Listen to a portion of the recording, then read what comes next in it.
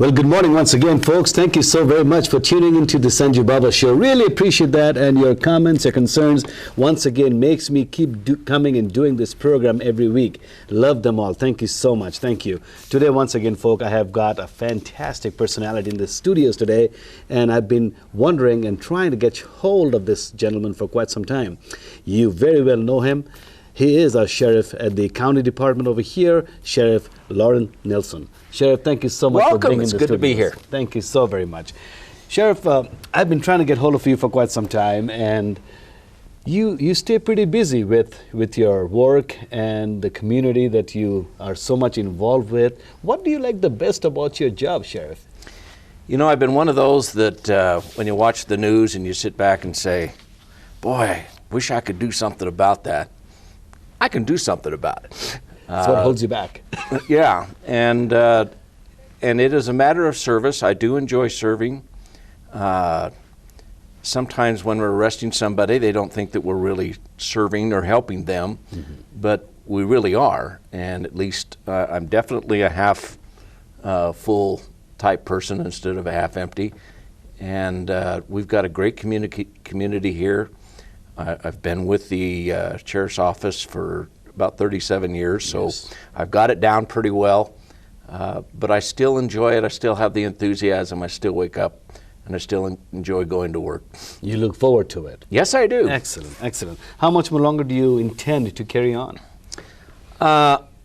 We go for 4 years. I'm elected every 4 years. Right. I'll probably run maybe one more term. You would, okay. Depending on health and family and stuff. But so far, I still have some good visions. I've still got some ideas, and I've got great people to work with. And with that, we've got a great community. I'm not quite ready to hang the guns up yet. You know what, Sheriff? I think the community is very happy to have you, and you do a fantastic job in the community. We really understand, and thank you so much for doing so. So tell us about the prison a little bit, Sheriff.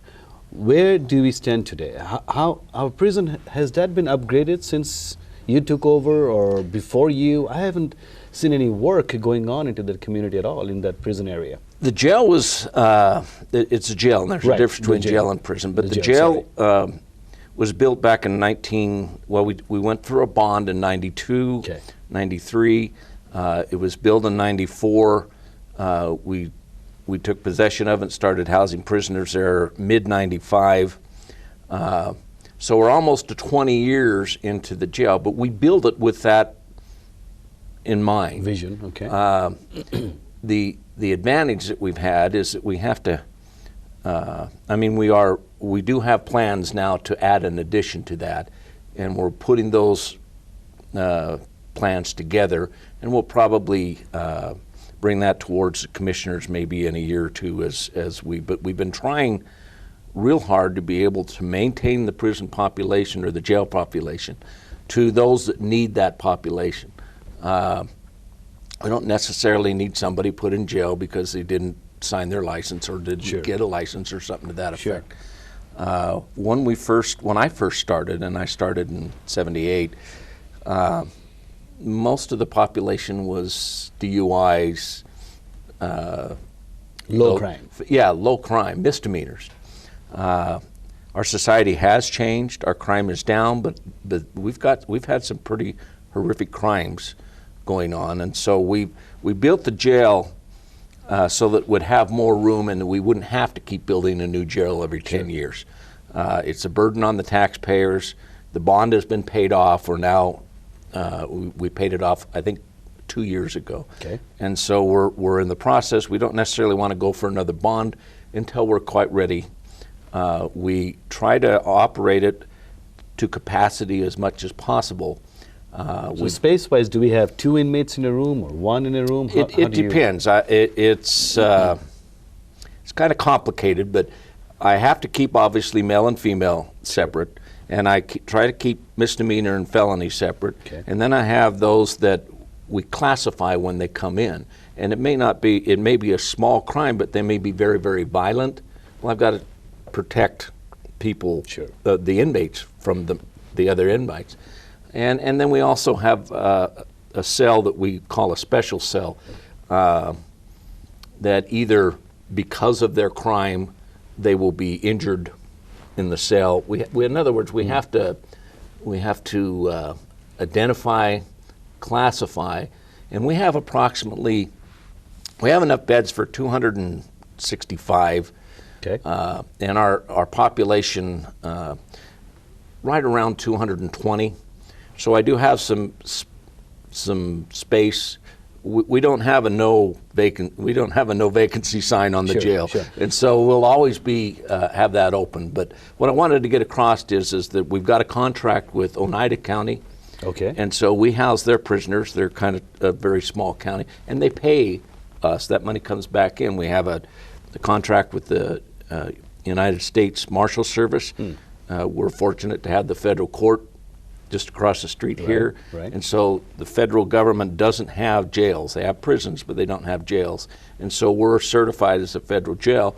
That also brings and money into the coffers. And so we're not self-sustaining, but we've been able to operate with about $200,000 or $300,000 a year coming in from the use of the jail instead of having to have the taxpayers constantly. Based on that, really, does that really help if somebody gets arrested today and they get bonded by afternoon or by evening? Does it help more for as far as not utilizing the space, and we have got more space for people who cannot bail their family members if they are being arrested? Remember, bail is been in the Constitution so that when you're arrested, you're not guilty, you're just arrested, and you're commanded to go before a judge. Right. And you've got 24 hours to do that. Right. In the old days, it was the sheriff would arrest you and you go see the judge in the morning. Sometimes they'll see the judge, but then the judge will say, okay, I'm going to hold you until we have a trial, and the trial will be 2 or 3 months down the road. Sure. That whole person, guilty or innocent, while sitting in jail, could lose their job. It'll have effect on their house, home, and family. Family, sure. Their schooling, and so we want to make, if they can afford that bond, or if they can get out on their own reconnaissance. Remember, the deal is to make sure they show up to court. Sure. Not to punish them or anything to that effect. Just make sure they show up to court. So we want to give them an opportunity to go back into the community, still be a father or a wife, still be able to maintain their family, still be able to maintain their job, but still be held accountable for what they're being accused of. So if you are victimized as a felon, can you still get bailed out? Oh yeah, remember, you're innocent till proven guilty by the court. Okay. And so yes, if you have the money, now, the bonds can go anywhere from $50 to Who million. decides that? The judge. Okay. So Sheriff, you've been working very closely towards improvising child victims. Yes. Tell me a little bit more about that. Oh boy, we could do a whole show on that. When I became a school resource officer down in Marsh Valley in the early '80s. Okay.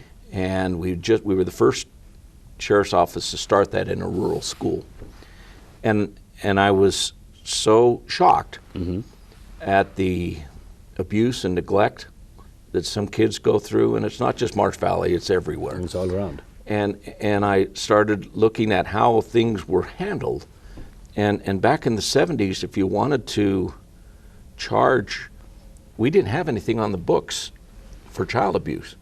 We would have to go, literally in extreme cases, to go cruelly to animals to protect our children.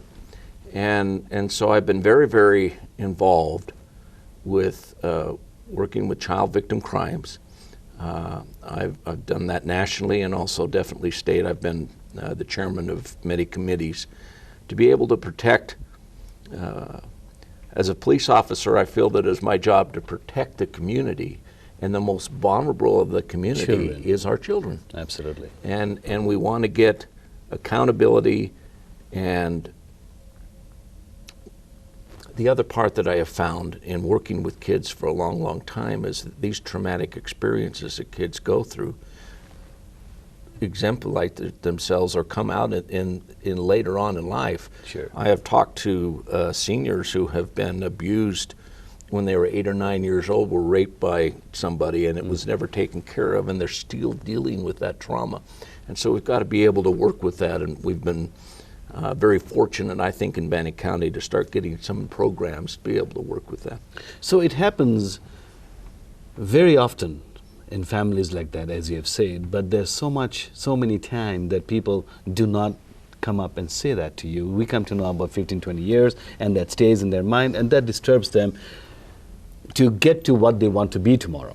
Because it always sits in their head that this happened to me, and the disturbance and the trauma that you're talking about.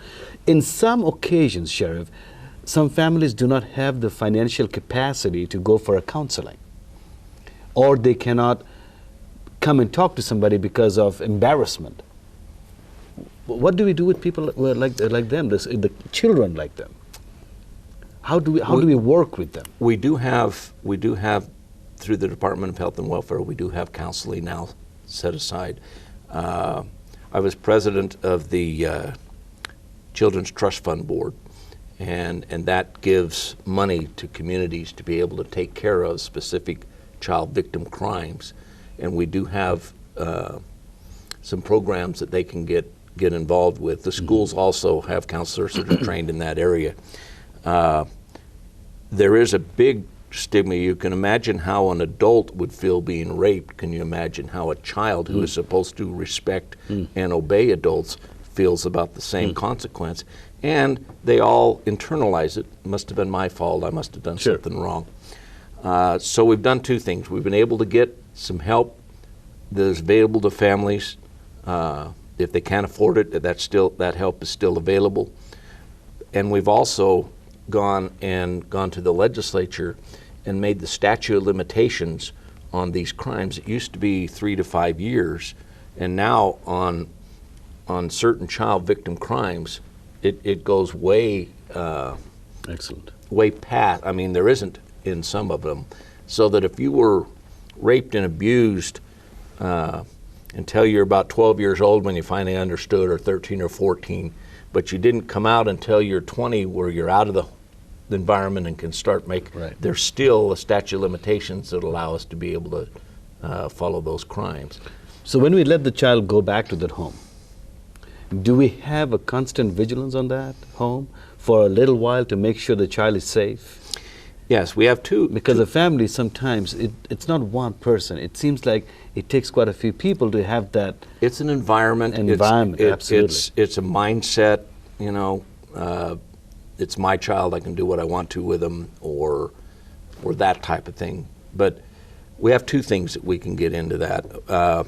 Number one, as a police officer, and this is at the first part, I have the authority to terminate parental control of the child if the child's in imminent danger. We just did a meth bust down in Power County, and we pulled out 5 children from that. One of the children's hands, they were locked from the outside in the room, and we're coming into the door. We opened it up, and we took those children, and we can take them into protected custody. Now, they still have to go in front of a judge. I'm not the judge. Sure. And the judge will determine that they need to be separate from their families. And then they go to foster homes, but that still doesn't solve the problem. So you deal with the perpetrator and the children. You get the children protected. And then they do start to merge the families back together if they can. If they can't, then they'll put the children up for adoption. But our job isn't to separate families. Our job is to help families connect. A lot of the times the perpetrators are doing what they have experienced through their generations, and it's time to educate and bring them about. And so during that transition, Health and Welfare does have caseworkers that go around, and they will follow, and they also have the authority to be able to say, you will send your child to school, you will take your child to the doctor, those type of things. Okay. Well, changing gears a little bit, Southeast Idaho have been seeing a lot of drug trafficking going on, Sheriff. What's your take on that? I've seen in my years, rise and fall, and it depends on what the drug of choice is. And methamphetamine was a very, in fact, a very severe problem here in southeast Idaho. In fact, we were constantly busting labs that were taking these chemicals and mixing them, and some of them even exploded and caught fires. But now, because of the cartels, it is cheaper to be able to buy it and come up from Mexico, and safer because those labs are very volatile. So methamphetamine has come in, but it seems like just when you get one taken care of, we've never really had a big problem with heroin in southeast Idaho. But what kids and adults are doing is taking prescription medication. And all you have to do is melt down some of these pills. Morphine is a form of heroin.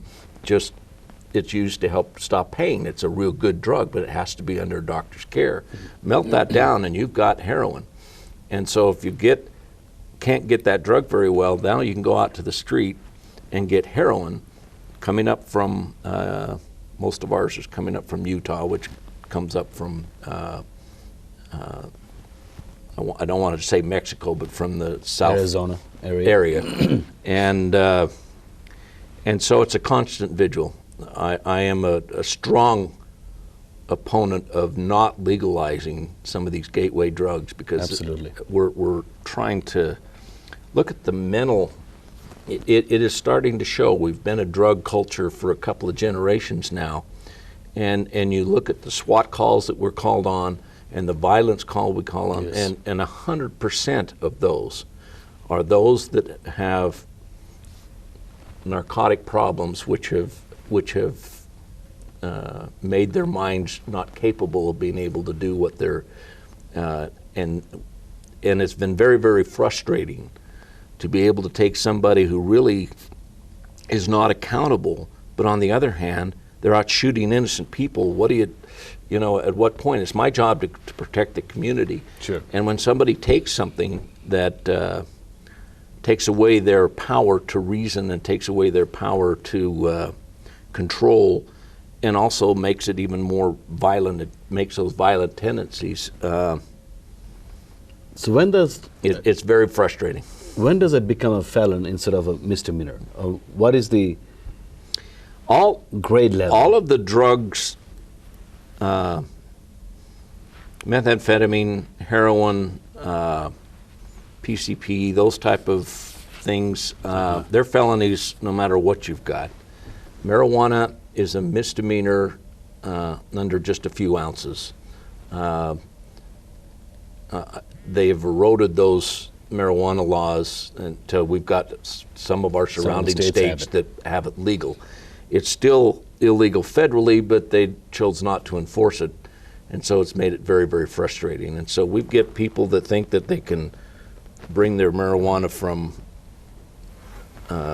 Montana or Oregon or Washington, and they find when they come in here that they'll have felonies, and that's the way it is, and that's the way we have to be. Let me come back to the children issue All right. again.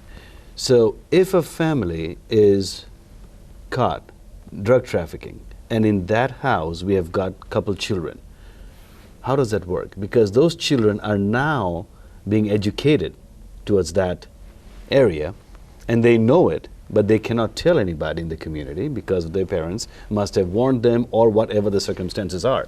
So when we find this out, how do we work with the children? Well, the children are the victim in this whole process. In this raid that we took down a few weeks ago, we found traces of methamphetamine in the children. They're using that to calm their children down, or keep, whatever they're doing so that they can do their drugs. We consider that child endangerment, and we will take the children away from them. We do. Okay. And then we'll go through that process of finding safe shelter, foster care, while we're dealing with mom and dad. Now, mom and dad may go to prison for a long, long time, let's say they get 10 years, well, that little 9-year-old is going to be 19 when they get out, and so we probably would take custody, remove custody from them, and give it to either a relative or somebody that is stable, or we'll put them up for adoption. But on a short-term basis, we can try to work things out. But it all depends on the parents and their response to treatment. Now, we have drug courts that would have been very, very successful. And it's not just a small thing. It takes over a year to be able to go through this court. But we also have, I started when I became sheriff, what we call a sheriff's camp. And we will take these children, and we call them at risk, but most of them have parents that are in the system. And we'll go up and get them away from that whole environment. We have just a three-day, 2-night camp up at Camp Taylor. My officers are the camp directors, and we go through, but it also gives us an opportunity to get them out of their environment, but also get them in where they can be with officers and find that they are the good guys, or try to anyway. Sure. And we can also give counseling and stuff that comes into there, because I bring those people in as part of their running races and camping and eating out. They also get trained and educated on those particular systems. And the kids have, in most cases, the kids have reversed roles. They're the ones that are the competent people telling their parents to take care of things, Sure. or taking care of the other kids. And they don't get a chance to have a childhood, so we want to be able to work that out. Sheriff, you've got two different departments, K9 and the STAR department. The STAR yes. team and the K9 team. Yes. Tell us something about each of those. K9, how many years is that officer, the dog officer? How long is their tenure? I've got several things, but in my criminal division, we have a STAR team is a special tactics and response. Right. And we need, it's one thing to be able to go on a daily basis and go to a house and try to solve problems and fights and get things worked out. Mm-hmm. But when we have somebody that is potentially lethal, we have to have people that are specifically trained at a higher level. And so that's what we have, our STAR team. And how many do we have in the team? Well, the STAR team's pretty unique. We met with the other sheriffs in southeast Idaho. Okay. And I have the majority of the people. There's about 18 to 20 of them are my officers, okay, because I'm a bigger county. But you've got Oneida and Franklin and Bear Lake and Caribou. Bingham is also involved in that, and Power. They may not be able to have the manpower. They only have 10 people in their whole agency. They don't have enough to be able to have that. So they send 2 officers. We have 30 in our SWAT team. We just had a meeting yesterday. And they train monthly together on equipment that we've got. You've heard a lot of talk about our Bearcat, which is just an armored vehicle. And they have worked together very, very well. We've had some very good, successful missions that we've handled with them. And what are the specific jobs, the STAR team? The STAR team's job is to be able to take high risk, for instance, this drug bust that we took care of down in Power County. Power County, yes. We had 4 different houses that this was being done, and they were communicating with each other. Now, one officer going up to one house, the other 3 are going to be, we had to be able to hit all 3 of those at the same time. And there was also information that there was weapons in each one of those. And so I'm not going to send detectives up there. I'm going to send people with an armed shield, with vests, with bulletproof, and a vehicle, and we're going to go in and we're going to take them out so that my officers are safe to be able to go home, but also the people around are also protected. And so that's the difference. Power County doesn't have the power, the manpower to be able to handle something like that, let alone train somebody like that, because they don't have that happen that often there. And so even if they trained somebody, they wouldn't be skilled in it because they didn't practice it. If they come and all of us do it together, my guys got some great training last week when they went to Power County. And that will be able to help when they go down to Malad or when they go up to Caribou or when they're in Bannock County and we need that. And the more you practice something, the better you get at what Is there a specific budget designated towards this team? Yes, there is. On a yearly basis? On each agency takes care of their officers, and then we have a budget for our STAR team that we help out to bring these things about. So yes, it is. And how many do you have in your team, in the STAR team? We have 36. 36. Tell us about the K9. We started our K9 officer. We were one of the first K9 officers, K9 teams in the state, and this was back in the 80s. We started with just one dog, and it was funded by bake sales. You know, the community really got involved in it, and we were fortunate to have an extremely good dog that was able to get things started. We now have 3 dogs. We've had a K9 unit ever since then. These dogs are specially trained. We've had one dog that was shot in the line of duty, so they are full police officers. If you hurt or harm that, it's just as if you assaulted a police officer. But a dog, to them, this is just a game. A dog can smell, when we walk into our home and we can smell a stew, oh, that stew smells good. Well, the dog is smelling the carrots, the peas, the meat, all of those things. And we don't get them addicted to the drug. We get them, you know how, have you ever thrown a ball and have a dog chase it, and they just love doing that? Yes. So we have a little toy, and how we train it is if you can find this smell, the source of this smell, you get to play with this dog, play with this. And so they'll come and they'll search all over, and you'll see them look up, and when they find it, they either scratch or sit down, and then he'll take his little ball and throw it, and the day is fun for him. It's all, but they're also very well trained on apprehension. That same dog, in the way of playing, will also go and can attack and protect the officer. How many years of service do they have? A dog is usually good for about 9 years. 9 years. And they average between $5,000 to $8,000. So but we have a certified trainer, and so we help train the other dogs that come in. Every Monday our dogs train, and the dogs from other agencies come in, and they all work together. Do we have a recognition program for them? Pardon? Do we have a recognition program for them? A recognition program. I think we do internally. Okay. We've got an I Love Me wall up on the side, and they've got many awards and stuff for what they've done, but it is a tool that we can use just like our SWAT team. It's a tool, and it's great to be able to have. The dog can walk around a car and they can tell if there's drugs inside of it. I don't have to, and they can go on lockers and the whole thing. And so it's very, very, they're a great tool to have. In 20 seconds, Sheriff Nielsen, what is your vision towards the Bannock County Jail and towards Bannock County? For my jail, I want them to leave better than when they came in. When I started, we had no programming whatsoever. We've now have GED, anger management, marriage counseling, and drug and alcohol programs. I want to be able to enhance that so that the inmate will have the opportunity to be able to come out better than when they came in.